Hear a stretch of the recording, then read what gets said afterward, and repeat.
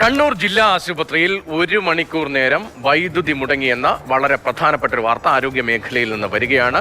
ട്രാൻസ്ഫോമറിൽ പണി നടക്കുന്നതാണ് വൈദ്യുതി മുടങ്ങാൻ കാരണം. എന്താണ് അവിടുത്തെ വിശദീകരണമായി വരുന്നത്? ഏറ്റവും പ്രധാന പ്രശ്നം ആശുപത്രിയിലാണെങ്കിൽ ജനറേറ്റർ സംവിധാനം ഇല്ലാതാനും ഇതോടെ രോഗികൾ ദുരിതത്തിലായി എന്നതാണ്. ഫിലിക്സ് പുളിക്കൽ വിവരങ്ങളുമായിട്ട്. ഫിലിക്സ്, ഇന്നലെ നമ്മൾ ആലപ്പുഴയിൽ നിന്ന് കണ്ടത് ജനറേറ്റർ സംവിധാനം ഉള്ളയിടത്ത് ടോർച്ച് തെളിച്ച് ഡോക്ടർക്ക് രോഗികളെ നോക്കേണ്ടി വന്നതാണ്. ഇത് ഒരു ആശുപത്രിയിൽ ഈ ജനറേറ്റർ സംവിധാനമൊക്കെ ഏറ്റവും അത്യാവശ്യമാണെന്ന് എല്ലാവർക്കും അറിയാം.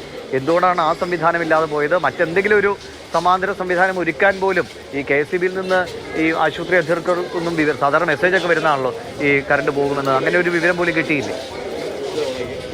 ദിവിഷ, ഇത് ഒറ്റപ്പെട്ട സംഭവമല്ല. പല സമയങ്ങളിൽ സമാനമായ രീതിയിൽ വൈദ്യുതി മുടങ്ങുന്നുണ്ട് എന്നാണ് രോഗികളോട് സംസാരിച്ചപ്പോൾ അവർ തന്നെ വ്യക്തമാക്കിയത്.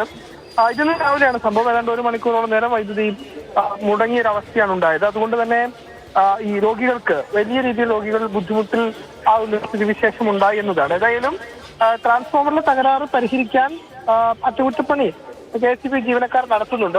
ഈ ജില്ലാ ആശുപത്രിക്ക് തൊട്ട് മുമ്പിലായിരുന്നു ഈ ട്രാൻസ്ഫോമർ ഉണ്ടായിരുന്നത്. അതിൽ അറ്റകുറ്റപ്പണി നടക്കുന്നത് കൊണ്ടാണ് വൈദ്യുതി മുടങ്ങിയത്. ഇങ്ങനൊരു മുന്നറിയിപ്പ് ലഭിച്ചിട്ടില്ല എന്നാണ് മനസ്സിലാക്കുന്നത്. മാത്രമല്ല, ധാരാളം രോഗികൾ ഉണ്ടായിരുന്നു. ആ രോഗികളൊക്കെ തന്നെ ഇരുട്ടിലായ ഒരു അവസ്ഥയിലാണ് ഉണ്ടായിരുന്നത്. ജനറേറ്റർ സംവിധാനം കണ്ണൂർ ജില്ലാ ആശുപത്രിയിൽ ഇല്ല എന്നതാണ് ഏറ്റവും പ്രധാനപ്പെട്ട കാര്യം. ജനറേറ്റർ സംവിധാനം ഉണ്ടായിരുന്നെങ്കിൽ ഒരുപക്ഷെ ഈ പ്രശ്നങ്ങളൊന്നും തന്നെ ഉണ്ടാവില്ലായിരുന്നു. ഏതായാലും ഈ വലിയ ദുരിതമാണ് ജനങ്ങൾ അനുഭവിച്ചത്. 1 മണിക്കൂറിന് ശേഷം ഏതായാലും വൈദ്യുതി KSEBക്കാരെത്തി പുനഃസ്ഥാപിക്കുകയും ചെയ്തു.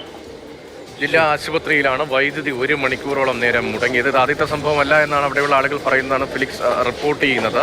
അത്യാവശ്യം വേണ്ട ക്രമീകരണങ്ങൾ പോലും നമ്മുടെ ആശുപത്രികളിൽ ഇല്ലേ എന്ന ചോദ്യമാണ്. ഇല്ല എന്നത് വ്യക്തമാക്കുന്ന സംഭവങ്ങളാണ് ആവർത്തിച്ചുകൊണ്ടേയിരിക്കുന്നത്.